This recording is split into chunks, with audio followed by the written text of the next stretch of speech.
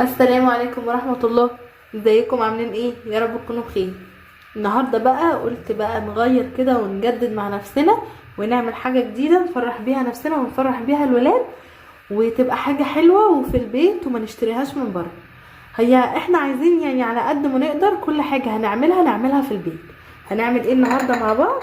قلت تعالوا بقى نعمل مع بعض النهاردة البسكويت اللي هو بتاع الشاي، من غير ولا بيض ولا لبن ولا اي حاجة، يعني حاجاتنا بسيطة ومكوناتنا موجودة في البيت ومش هتكلفك اي حاجة خالص. تعالوا اقول لكم بقى المكونات اللي معايا ايه. حاجة سهلة جدا وعلى طول هتلاقيها في بيتك. طبعا الدقيق ده موجود في كل بيت. انا معايا 4 كوبايات دقيق، حوالي يعني نص كيلو. ومعايا معلقة من البيكنج باودر، ومعايا معلقة، دي معلقة صغيرة بيكنج باودر، ومعايا معلقتين كبار نشا، وهنحط معلقة صغيرة من الملح، ونص كوباية زيت، ونص كوباية مية، ونص كوباية سكر، وكيس. ده تانك. عندك تانك، عندك فروتي، اي عصير برتقال هيبقى كويس في الوصفة دي، وكيس فانيليا. هنستخدم ايه؟ هنستخدم المرة دي الخلاط. تعالوا بقى نشوف هنعمل ايه مع بعض.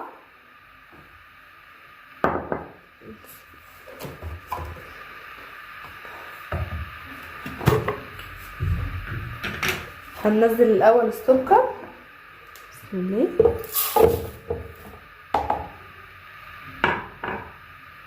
عليها الميه، وهننزل بالزيت. دي اول حاجه اللي هي المواد السائله. الاول هضربهم الاول في الخلاط وارجع لكم تاني. بصوا كده، انا ضربتهم في الخلاط بقى بالشكل ده. هنزل بعد كده برضو في الخلاط، هنزل بكيس التانك او العصير اللي هو البرتقال، يا تانك يا فروتي، اهم حاجه ان هو يكون بالبرتقال. وهنزل بالفانيليا كمان معاهم بالشكل ده كده. هرجع تاني اضربهم تاني في الخلاط، هروح ارجع لكم تاني. كده بقى بعد ما ضربته في الخلاط، بصوا اللون بتاعه بقى ما شاء الله، والقوام كمان بقى جميل.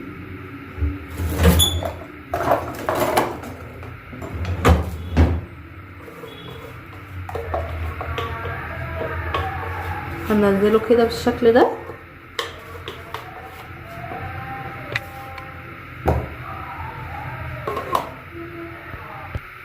بعد ما ضربناه بقى في الخلاط، هنبتدي بقى ايه، ننزل عليه الدقيق. بس هننزل بالاربع كوبايات واحده واحده، مش هننزل بيهم كلهم.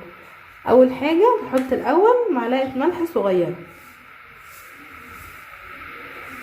بالشكل ده كده.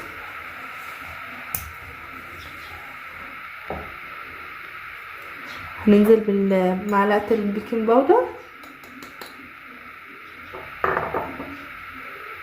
هنقلبها. هننزل النشا معاها، وهننزل كوبايه دقيق في كوبايه دقيق، يعني هننزل شويه بشويه، مش هننزل الدقيق كله مع بعض عشان مش كل الدقيق زي بعضه، الدقيق بيعانا بيختلف. الوصفه دي جميله وسهله وهتحبيها، وعلى طول هتلاقي نفسك بتعمليها ان شاء الله. تجربوها وتعجبكم. متنسوش بقى لو عجبتكم تحطوا لي لايك، كومنت جميل، وتشتركوا في القناه. بنتي على طول بتخليني ان انا اشتري لها البسكويت ده من الشارع او من الفرنه بتاعه العيش الفينو وكده. بس انا بدل بقى ما اشتريه من بره، وانا الصراحه يعني ما بحبش الحاجات بتاعه بره قوي، فانا بقول ايه، نعمله في البيت احسن. بقى بيتقل معانا ازاي. ننزل برضو بكوبايه تانية.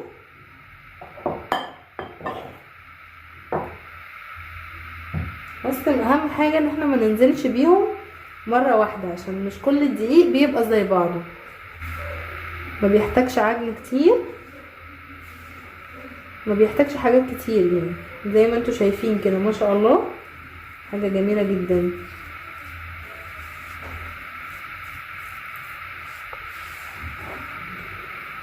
وكده ابتدى ان هو يلم معانا.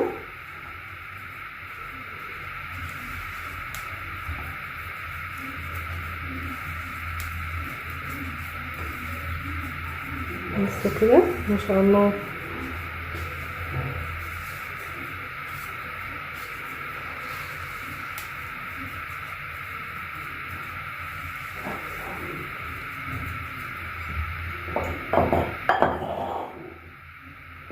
ننزل كوبايه كمان. هما 4 كوبايات بس، هما مش كتير، بس انا بحطهم بالتدريج يعني مش بحطهم مره واحده، علشان انا معرفش الدقيق بتاعي هياخد الكميه بتاعه الميه دي ولا هتبقى شويه عليه او هتبقى كتير.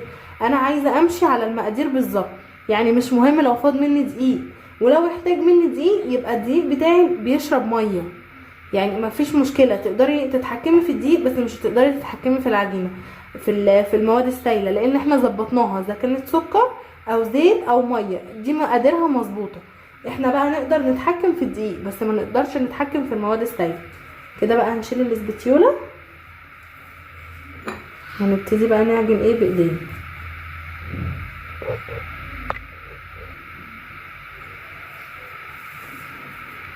كده بقى نعجن بالشكل ده.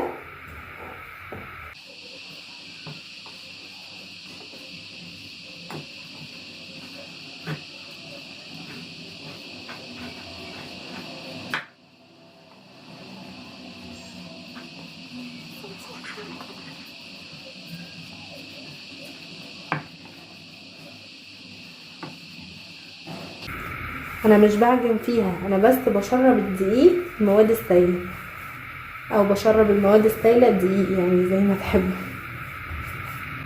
كده بقى احنا عجناها، بقت معانا بالشكل ده كده ما شاء الله. حاجه ما شاء الله جميله جدا، وحته عجينه ما شاء الله عليها جميل. هنشيل، احنا على فكره ما استخدمناش الدقيق كله، احنا حوالي كده استخدمنا يعني حوالي بالظبط 3 كوبايات ونص، يعني دول كده اللي متبقيين مننا نص كوبايه دقيق. تعالوا بقى نشوف هنعمل ايه بالعجينه دي. بص بقى، في كيس تلاجة او في اكياس مطبخ بس تكون نضيفه بالشكل ده، هنقسم العجينه يعني نصين كده مثلا،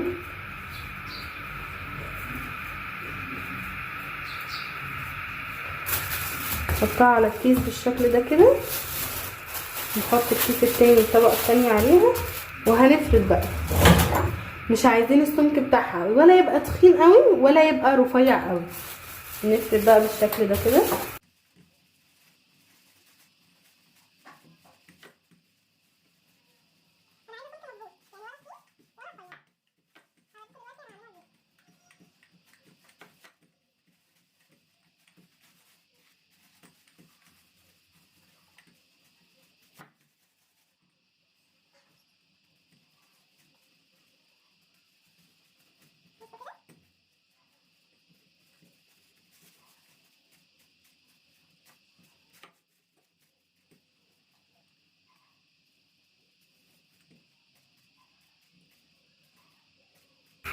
بص بقى السمك كده بتاعي ولا تخين ولا رفيع، مظبوط.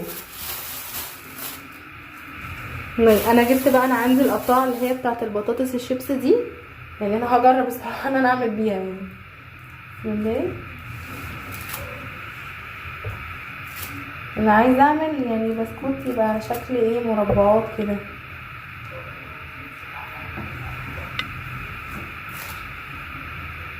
ان شاء الله هيبقى جميل وهيعجبكم. انتوا اللي جرب الوصفه دي يكتبلي في الكومنتات عشان اعرف ان هي طلعت حلوه ولا ما ظبطتش ولا ظبطت، وان شاء الله تظبط معاكم زي ما ظبطت معايا.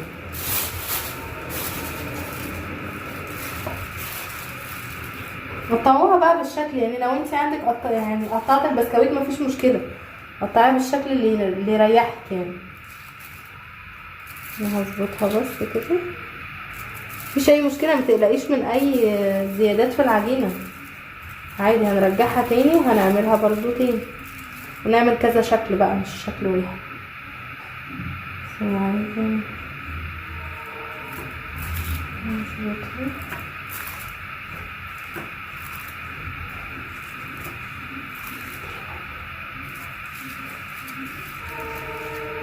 الشرط دي ونظبط بقى كده. انا كده مش عادي يعني.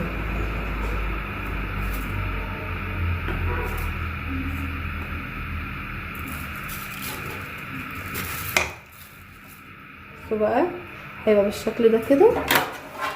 ونرصه بقى على الصينيه. هو كده في زيت يعني، انا مش هدهنه او حاجه. وانا اول ما ابتديت ان انا افرد البسكويت انا شغلت الفرن بالشكل ده كده.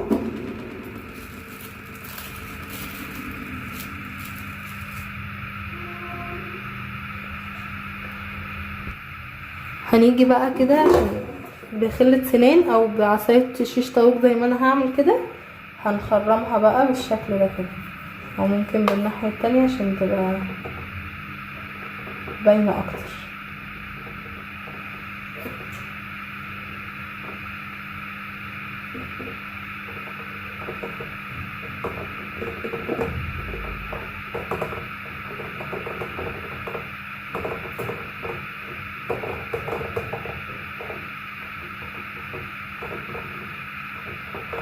هيبقى بالشكل ده. هخلص بقى بقية الكمية وارجع لكم تاني.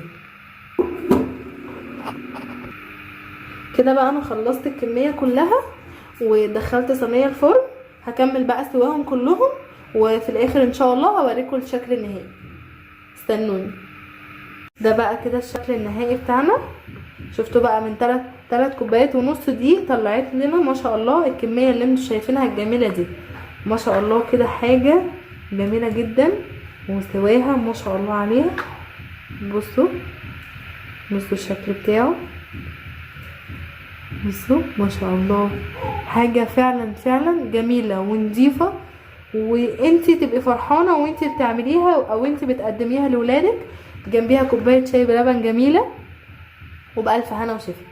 لو عجبكم الوصفة ولا عجبكم الفيديو ما تنسوش تحطولي لايك وكومنت حلو، تدعولي دعوة حلوة، وما تنسوش الاشتراك في القناة.